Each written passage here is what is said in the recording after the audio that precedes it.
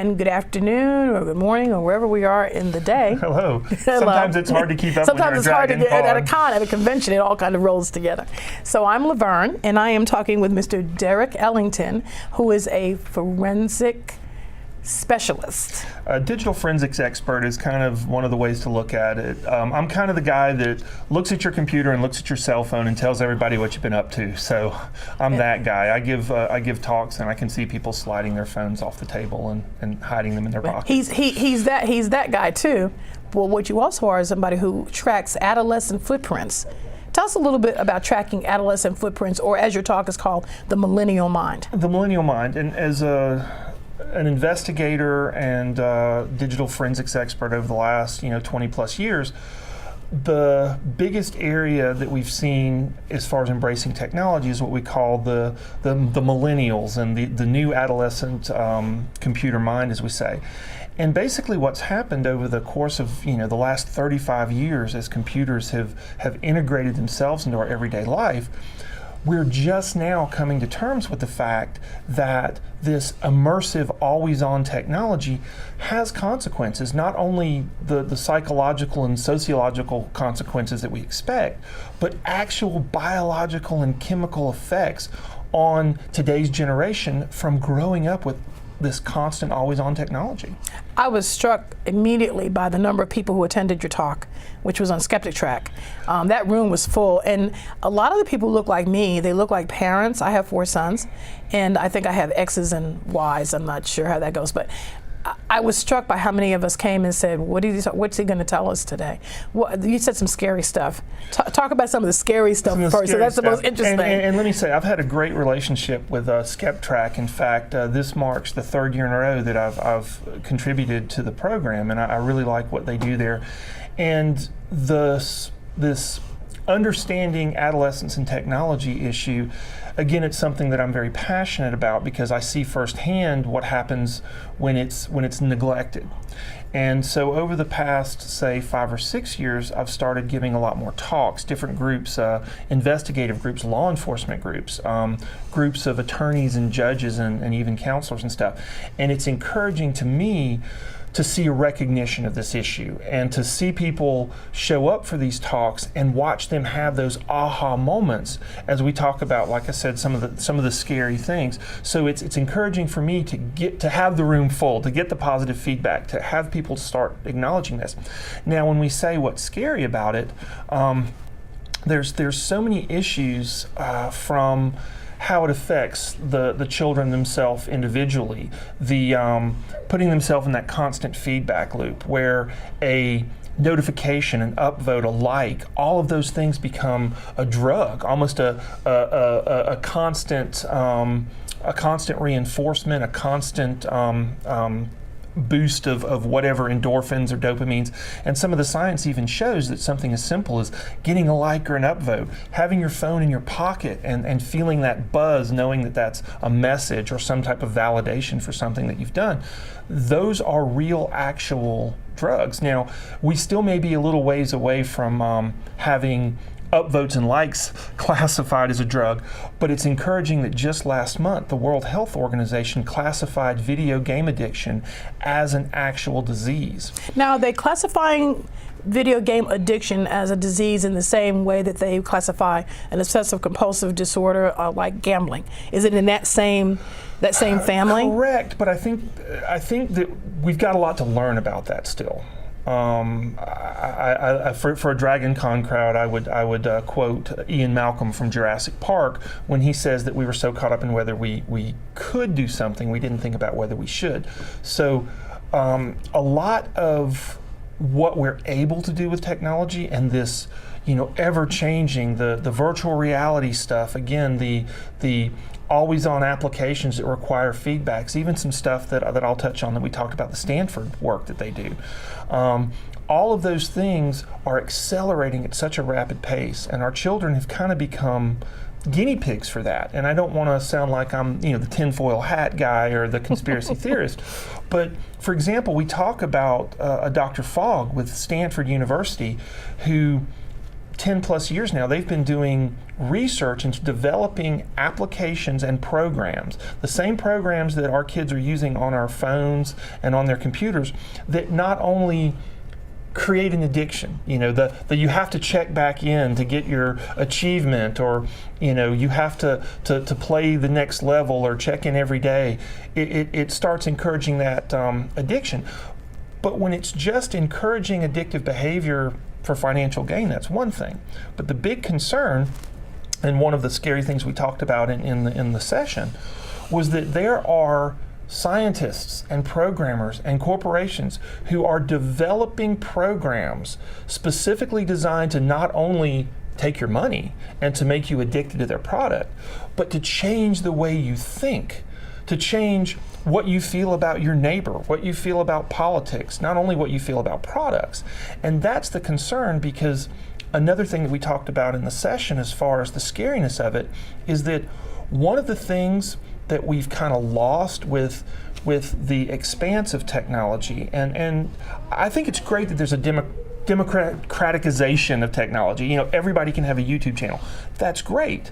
But at the same time, I think some of what we've lost is that ability to weigh the value of the different sources of information, and not weighing the value of different information, or having a situation where the information is specifically corrupted, if you will, to change the way you think, sometimes in negative ways. That's the concern. So coming around to the thesis sentence, there's so many sources of information and so many applications and social media things have our children's attention. The problem is, have we done enough as this technology has taken over our lives to prepare our children to be able to have a healthy relationship with the technology, like we talked about the video gaming stuff, and then also to be able to weigh the different sources of information so that they're making accurate judgments and not becoming overly influenced. And so the biggest fear is, where do we go from here? I mean, are we at a critical mass with our ability to intake all of this information? One of the other things that you talked about that was impressive during the session was that there's a difference between the way that I learn and the way I disseminate information, and the way that my 20-year-old, who's working with us on this project today, the way he has learned to disseminate information or to intake information. And I guess where I want to go is, I saw a documentary recently that showed that a lot of people in the Middle East, that their average age is like 19 years old.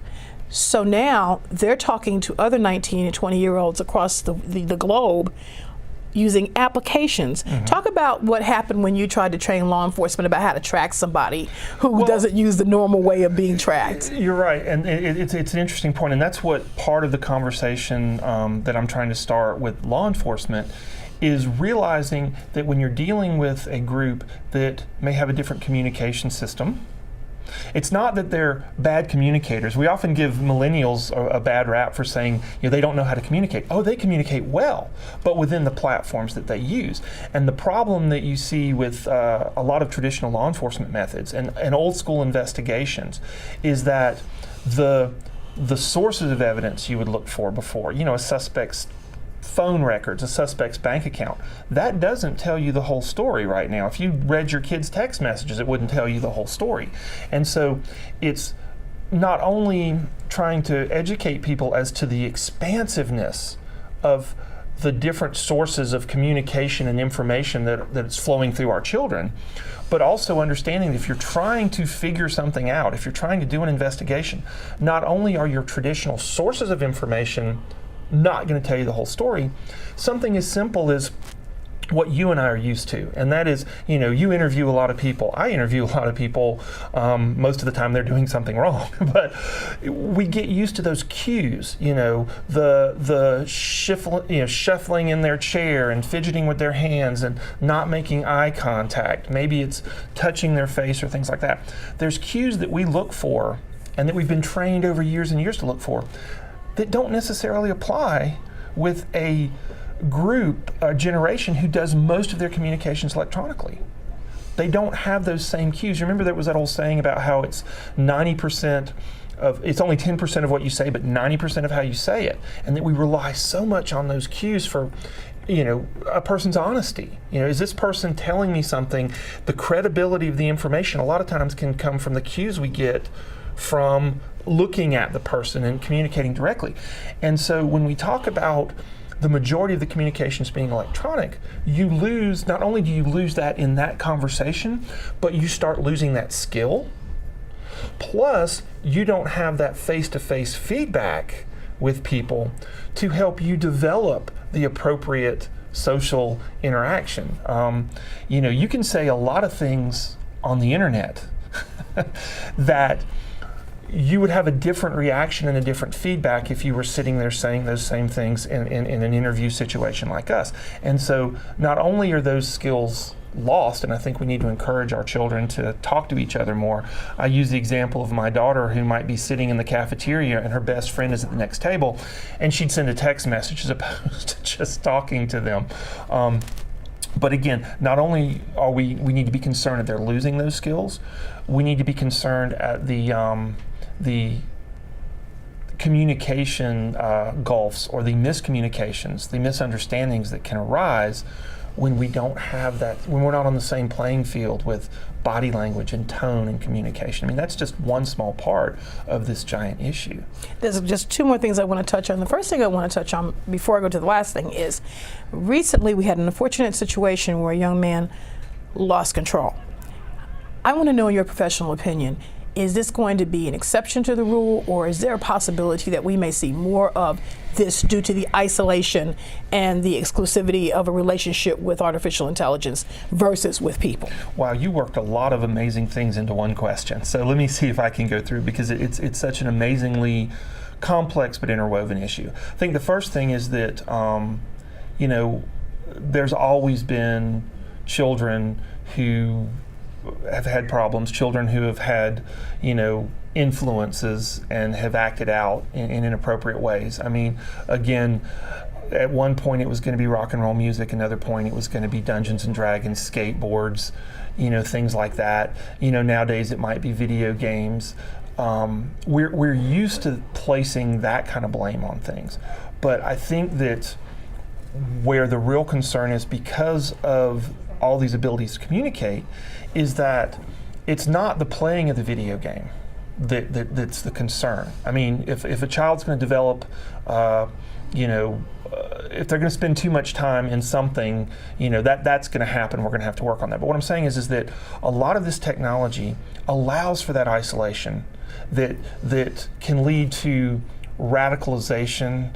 I always tell people, for example, when we talk about keeping your kids safe on the internet, one of the things we always talk about is having the computer in the kitchen or the family room or something, so when they're using the computer and they're interacting, that it's not in an isolated situation. Now, if you're cooking dinner and your child's on the computer, you might not be able to monitor everything they're doing, but there's a psychological difference. If the child is in their room with the door closed, alone on the computer, it's a lot easier for someone on the internet, a predator or someone who's trying to indoctrinate them or something like that, or just change the way they're thinking.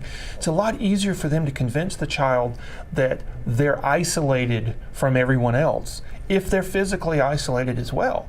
So some of the tips we give parents is simple things like, try not to let the child be isolated with the technology. Another big thing that we try to talk about is, the biggest complaint I get from parents is, how can I monitor and regulate my child's computer activities or internet activities when I don't understand it, when there's so much, I can't even fix the blinking 12 on my VCR, and you want me to regulate all these apps. And what I say is, first of all, if it's something that your kids are into, let them explain it to you. Ask them questions about it in a non-confrontational, non-accusatory way. If your child loves a video game and you think it's the silliest thing on the planet, realize that it's important to your child. Take the time to let them explain it to you. They'll explain, and not only do you want to know kind of what they're doing, but let them explain it to you, because that keeps those lines of communication open. But also have an idea of who they're communicating with. And like I said in the talk too, if you wouldn't let your child, if you wouldn't let a random 50-year-old guy come and sit on the couch and play video games with your kid, don't let him do it online. But there's ways that you can kind of warm into it, so it's not, you're not blaming the activity. You're using it as an opportunity to teach appropriate use of things. A good example, like we touched on in the talk, is let's say there's an example of where children in high school are doing what children in high school do, and maybe there's sexting going on. There's inappropriate images going back and forth, the type of courtship that is 2018. And a lot of times parents who find out about this will get really upset, and they'll focus on the concerns about, for example, the sexuality, right? The sexuality is what it is. They're teenagers. That's, it's a part of it. So instead of making the child feel wrong for the behavior that biology is encouraging them to take part in, focus on the safe aspects of it. In the same way that you would try to teach your child about safe sex. Teach your child about, once you send a picture, it's out there forever. Mm-hmm. Teach them about, bullying from both sides of the table. You don't want your child to be bullied, but you don't want your child to be a bully. You have that same obligation. So, understand that the kids are going to do things online that we don't understand. In some cases we don't like, we may think it's silly. But, if you shut them out completely, then somebody else is going to fill that role. I think that's the main thing. That's a good point. So that's another concern. And again, this is such a widespread issue. I would say as a closing, there is a lot of good information out there if parents want to look for it. One question, the yes. final question is, yes. Where do you, I saw something on the other day about grandpad. So that it's kind of a big circle. Now we're trying to get grandparents. So not long from now, I may be a grandmother. Where do you see me in, God willing, or whatever, 20 years from now? Where will technology be? What will I be looking at with my grandchildren? Well, and don't get me wrong. I think that the technology and the things that we have access to today are amazing. I touched on briefly about how I think the best thing that can happen is to have young people today who are able to travel the world electronically, meet people from different cultures, meet people with different ideas, see different things. I think that's going to help eliminate a lot of the racism and the misunderstanding and the cultural fear. I think that's going to help. But where I see us going from here, well, we've got kind of two parallel things. First of all, I think the technology is wonderful, especially for older people. Some of the things that they're doing in nursing homes and stuff like that with technology and letting older people communicate and being able to communicate, and also being able to communicate with their family. Even some of the products that they sell now that are just little easy to use webcam phones for the home. I think we're getting closer to having the Jetsons video calls and stuff. That's great stuff. But what we also need to understand, as technology becomes more of a prosthetic, it's more of an implant. And believe me, if they came out with a chip you could stick in your head tomorrow, I guarantee you half the people at this conference would sign up for one. I might have to think about it myself. But what's going to happen is the lines of, your own mental person, your own identity, right, is going to be so much more homogenized with all of this electronics, all your avatar, your social footprint, who you are on Facebook, who you are online.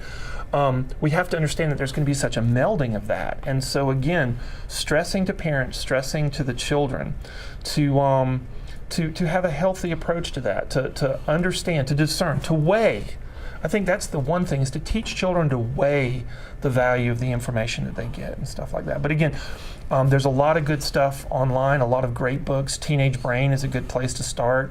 Mind Games. There are some books that I reference, How to Raise a Child in the Millennial Age, things like that. So there's a lot of really good information out there for parents, but a lot of the good information is going to come from your kids. Oh, Talk excellent. to them, let them explain what they're doing. They will love to tell you about the latest video game or some social media site. So we thank you so much for joining us today. That's Derek Ellington, Ellington Digital Forensics. Thank you. And I'm Laverne, and this is DragonCon 2018.